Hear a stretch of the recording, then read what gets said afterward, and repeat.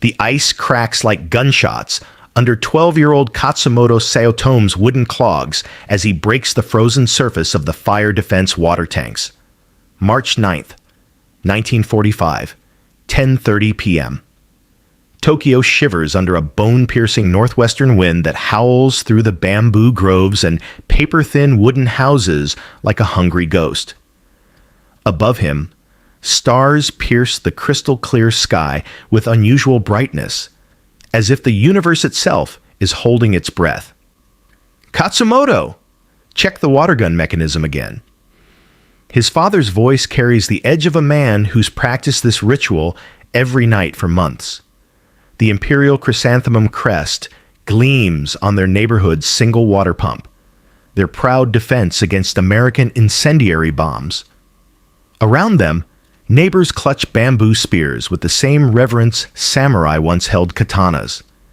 Mrs. Tanaka demonstrates the proper thrust technique to her 8-year-old daughter. Aim for the belly, Akiko-chan. American soldiers are soft there. 6 blocks away, 6-year-old Shizuko Nishio arranges paper flowers for tomorrow's birthday party, her mother humming while folding origami cranes. "Make a wish, little bird," her mother whispers, not knowing these will be the last words her daughter ever hears her speak. The radio crackles with reassuring static. First enemy formations changing course southward, moving away from the capital. Citizens may rest peacefully tonight. But 25,000 feet above their heads, 334 B-29 Superfortresses circle like silver sharks in the moonlight. These aren't the heavily armored bombers Tokyo has learned to fear. General Curtis LeMay has stripped away their defensive guns, their armor plating, even their ammunition, cramming every available inch with something far more terrifying. 1,665 tons of jellied gasoline designed specifically to turn wooden cities into funeral pyres. 24-year-old librarian Hashimoto Yoshiko organizes her civilian fire brigade's equipment one final time. Leather buckets, sand containers, and canvas beaters that seem pathetically small under the vast star-filled sky. She doesn't know that American scientists spent months in Utah desert test sites, building perfect replicas of Japanese neighborhoods and burning them again and again, timing how fast the flames would spread, measuring how hot the fires would burn, calculating exactly how much napalm it would take to create an unstoppable inferno. The wind gusts stronger now, rattling windows and sending loose roof tiles clattering into the narrow streets. Perfect firestorm conditions, bone-dry wooden structures, 65-mile-per-hour gusts from the northwest, humidity so low that static electricity sparks between Saotome's fingers when he touches the metal pump handle. "Look!" a neighbor points skyward. The first Pathfinder planes. High above, lead B-29s begin dropping their markers. Not the usual explosive bombs, but something that falls like silvery Christmas tinsel, creating a giant burning X across the heart of Tokyo's most densely populated district. 75,000 people per square mile. 750,000 souls packed into 12 square miles of paper and wood. How do you defend a city built to burn against fire, designed to consume everything it touches? The answer will come in exactly 45 minutes. What the people of Tokyo don't understand, what they cannot possibly comprehend as they clutch their bamboo spears and arrange their leather fire buckets, is that they are about to become test subjects in the most calculated act of civilian destruction in human history. In the Pentagon War Room 6,000 miles away, General Curtis LeMay studies weather reports with the cold precision of a chess master planning checkmate. The 40-year-old Air Force commander has abandoned everything the military taught him about precision bombing. High-altitude daylight raids targeting military factories. Useless. Japanese war production has scattered into thousands of tiny workshops hidden in civilian neighborhoods. Armored bombers flying defensive formations. Wasteful.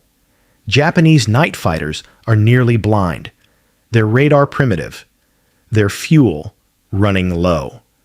LeMay's radical gamble: strip the bombers naked, fly them low and fast, and burn Japan's cities to ash with incendiary weapons that turn entire neighborhoods into crematoriums. "We're going to burn them out," he tells his staff officers. "Tokyo is a paper city. We're going to make it disappear." Back in Tokyo, the illusion of safety feels absolute. Young Saotome practices his elementary school fire drill routine. 30 children forming bucket brigades, passing water from hand to hand while reciting patriotic slogans. "Japanese spirit will overcome American material," their teacher proclaims, not knowing that American material now includes napalm formulated to stick to human skin and burn underwater, jellied gasoline that generates temperatures hot enough to melt steel.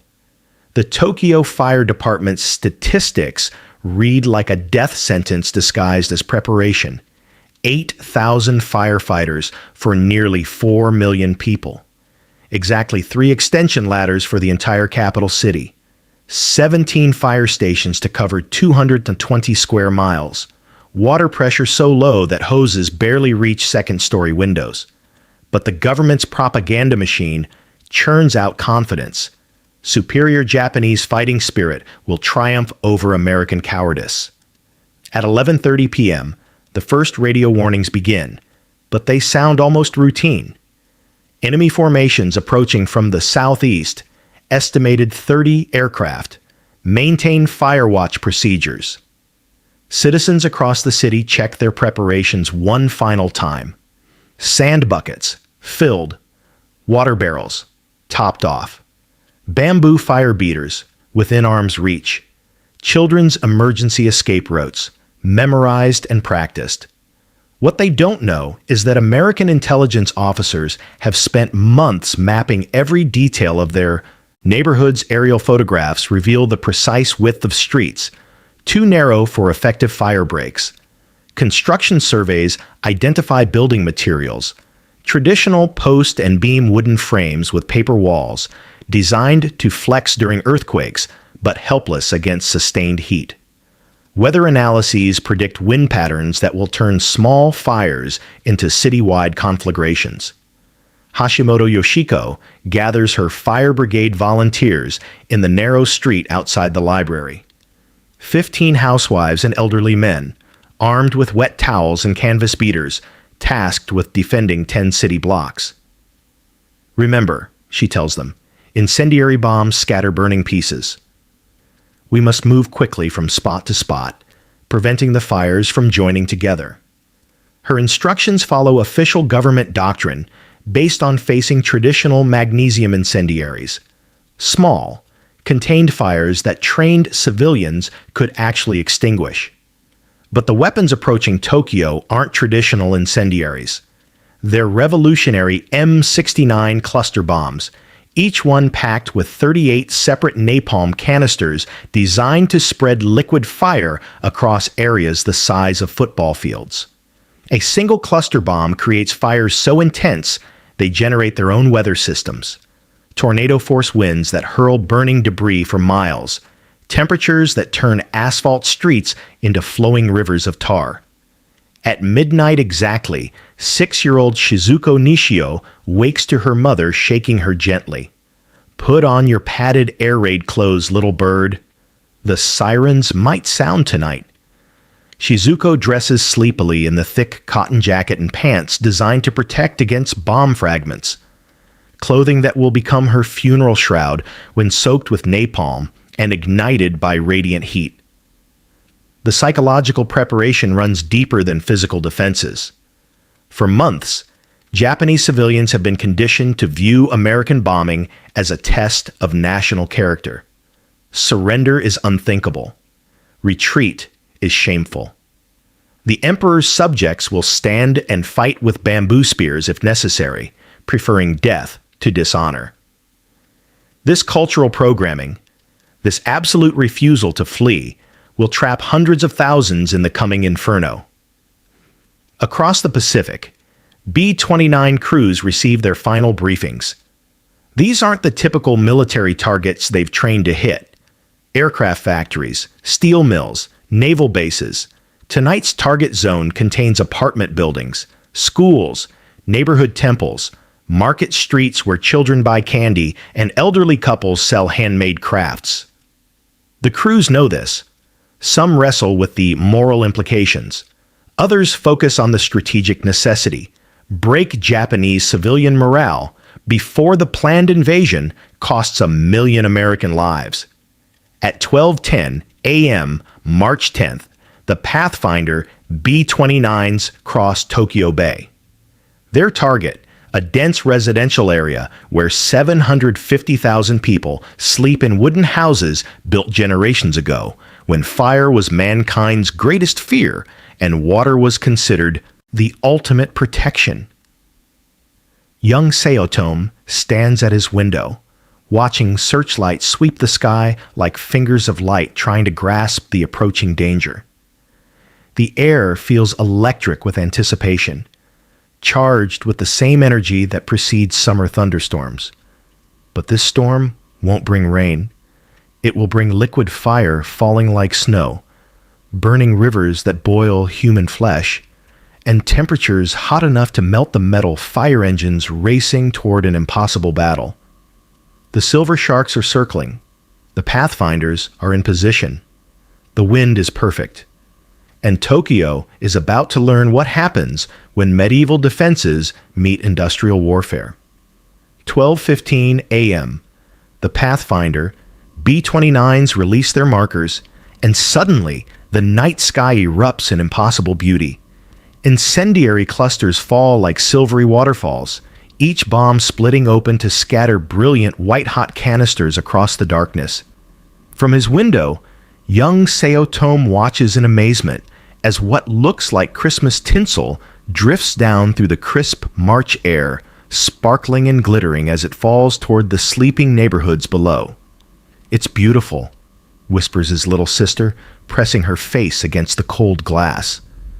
The first napalm canisters strike the wooden rooftops with soft thuds, then explode in fountains of jellied fire that spread like spilled paint across the traditional tile surfaces. Within seconds, 38 separate fires bloom from each cluster bomb, creating a giant burning X that marks the target zone for the massive bomber formation still approaching from the southeast. Mrs. Tanaka runs into the street clutching her bamboo spear, shouting the neighborhood fire drill commands, "Small fires first!" Prevent them from joining. But these aren't small fires. Each napalm canister spreads liquid flame across areas 2,000 feet long and 300 feet wide. The bamboo spear ignites in her hands like a match. Hashimoto Yoshiko races toward the library with her fire brigade, their canvas beaters and leather buckets suddenly pathetic against fires that tower 30 feet into the air and generate heat waves visible in the darkness. The wet towels they've wrapped around their faces begin steaming, then smoking, as radiant temperatures climb toward 1,800 degrees Fahrenheit, hot enough to melt copper, hot enough to turn water into superheated steam, hot enough to ignite human clothing from the heat alone. "The water!" Yoshiko screams, pointing toward their neighborhood's fire defense tank. But when she reaches the concrete reservoir, she discovers the water is boiling. Actually boiling from the radiant heat of the surrounding fires. Steam rises from the surface like fog, and when she dips her leather bucket, it comes up filled with water too hot to touch. 12:30 a.m. The main bomber formations arrive. 300 B-29s flying so low that Saotome can see individual crew members in the cockpit windows.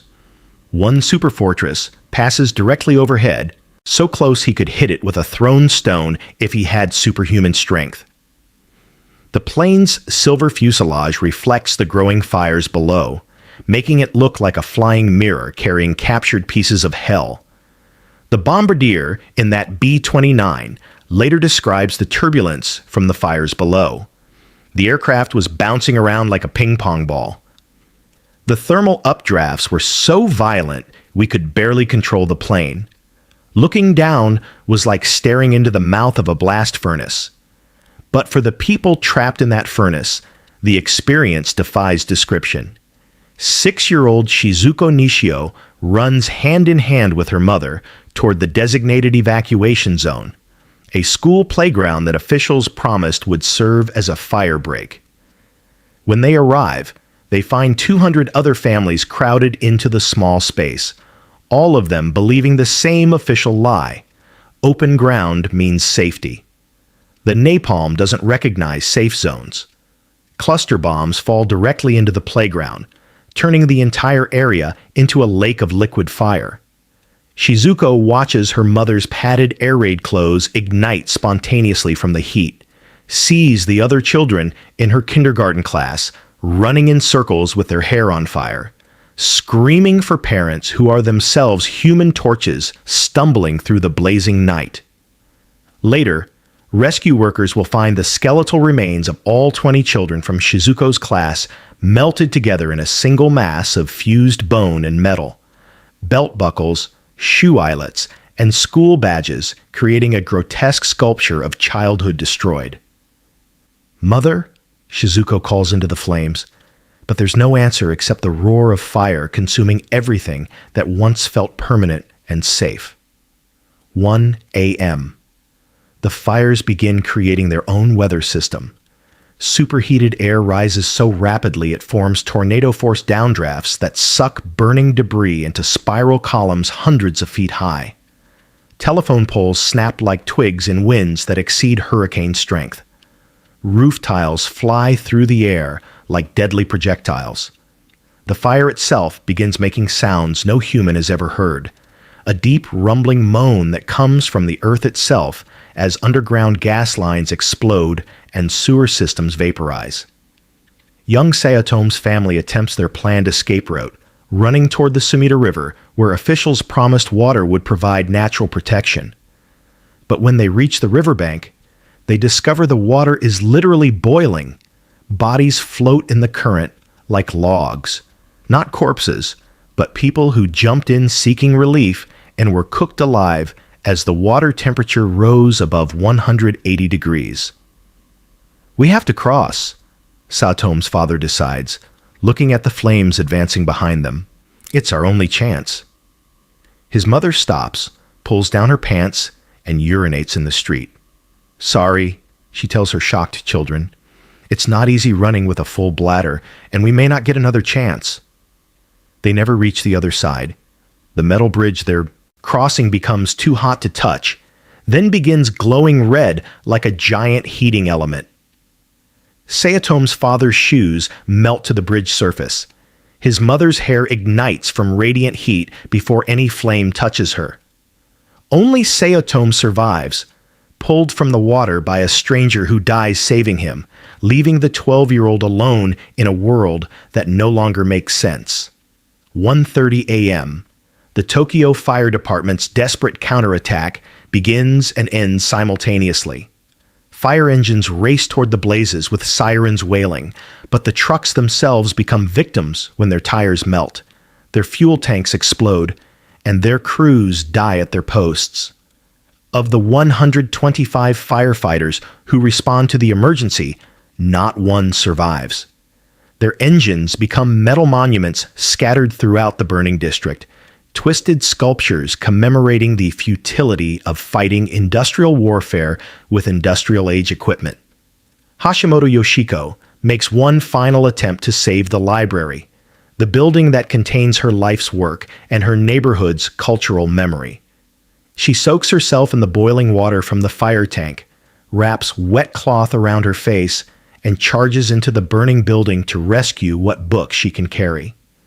Inside, she discovers that paper burns differently when the air temperature exceeds 1,000 degrees. The books don't catch fire. They simply vanish, dissolving into ash so fine it floats away like gray snow. Centuries of Japanese literature, children's stories, family photographs, and handwritten letters disappear as she watches, becoming part of the black clouds that now block out the stars. She never makes it back outside.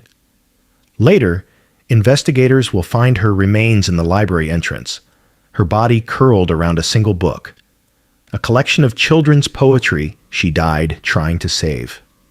2 a.m. The firestorm reaches full intensity. Temperatures in the core burn zone exceed those inside steel blast furnaces. Glass windows don't just break, they melt and flow like watered-down building walls.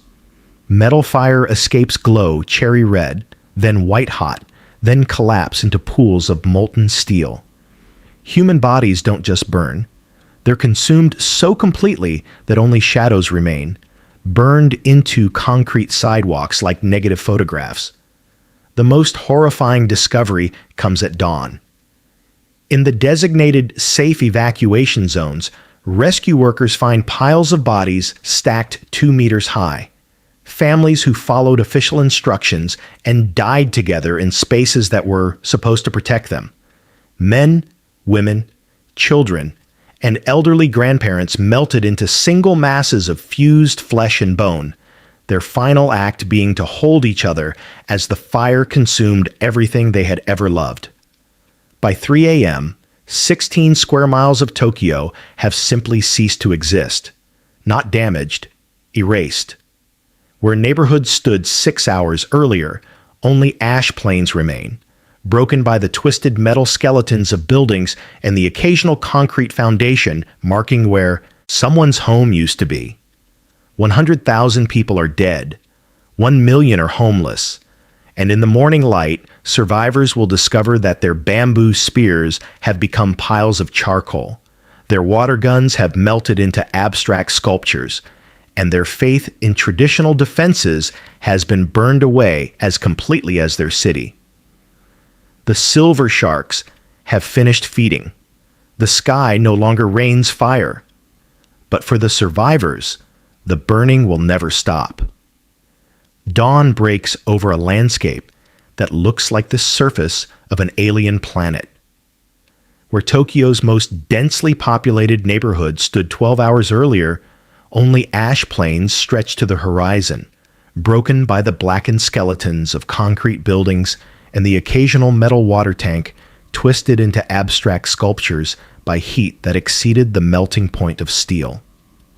12-year-old Katsumoto Saotome wanders through streets he no longer recognizes, calling for his family in a voice that echoes off empty foundations. His neighbors' houses have vanished so completely that only rectangular patches of ash mark where families lived for generations. The bamboo spears they clutch so proudly now form small piles of charcoal. And the fire defense water tanks are filled with a gray sludge that was once human beings. But Saotome survives to become something extraordinary, a man who dedicates his life to preserving the memories of those who didn't. For 80 years, he will collect survivor testimonies, becoming an award-winning writer whose books ensure that the voices of March 10th never fade to silence. People must know what this was like, he writes decades later. Not just the statistics, but the human faces, the individual stories, the children who never came home.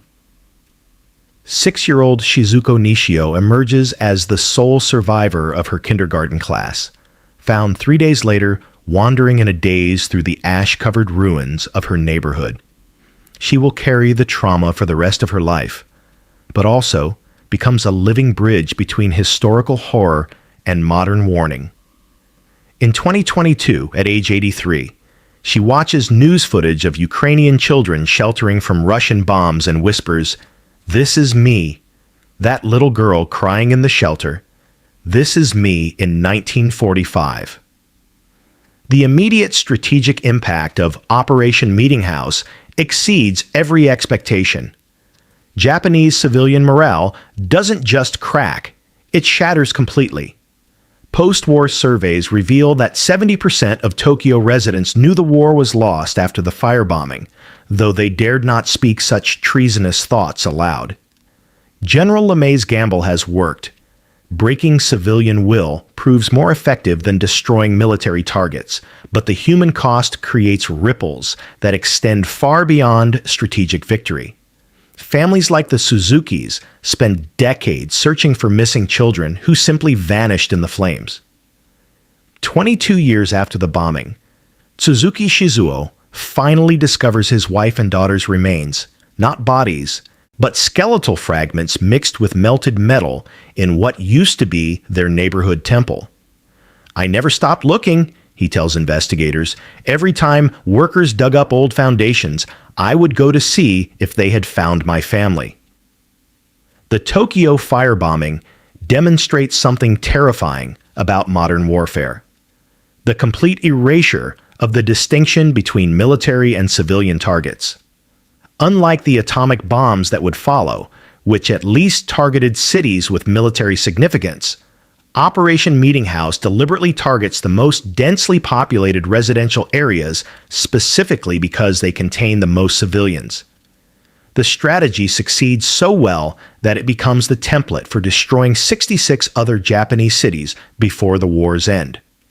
Yet for decades, this horror remains hidden in historical shadow.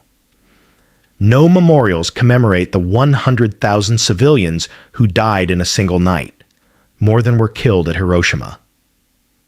No government compensation acknowledges the survivors' suffering. No international tribunal questions whether burning residential neighborhoods constitutes a war crime. The firebombing victims become the forgotten casualties of a necessary victory. Today, as drone warfare and urban combat create new forms of civilian targeting, the lessons of March 10, 1945, take on urgent relevance. Modern military planners study LeMay's tactics not as historical curiosities, but as proven methods for breaking enemy morale through terror. The ethical questions raised by Operation Meetinghouse: when does military necessity justify targeting civilians? How do we balance strategic effectiveness against human cost? Remain as controversial today as they were 80 years ago. But the most powerful legacy lives in the voices of survivors like Shizuko Nishio, who transform personal trauma into universal warning. When she looks at a model incendiary bomb in a museum display, her hands still shake. When she sees images of modern urban warfare, she sees her 6-year-old self running through streets that burned like hell itself. "I was just a little girl who wanted to celebrate her birthday," she reflects. But war doesn't care about birthdays, or children, or families who just want to live in peace. That's why people must remember, not just the date or the numbers, but what it felt like to be human in those flames. Remember their names. Remember their faces. Remember that behind every strategic victory lie real people who loved, laughed, and dreamed before the sky rained fire and changed everything forever.